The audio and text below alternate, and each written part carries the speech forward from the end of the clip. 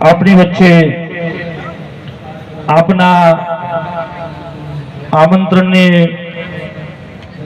માન આપી આપણા અંબાજી માતાજી પ્રાણ પ્રતિષ્ઠા મહોત્સવમાં હાજરી આપી આપણા પ્રસંગી સભા વધારી સેવા બાર પરવાર પ્રમીવીરસિંહ રઘુવીરસિંહ રાજવી સ્ટેટ ઓફ દોતાનું સન્માન થઈ રહ્યું છે. જોર તાળીઓથી બતાવો, જોરદાર થઈ જાય.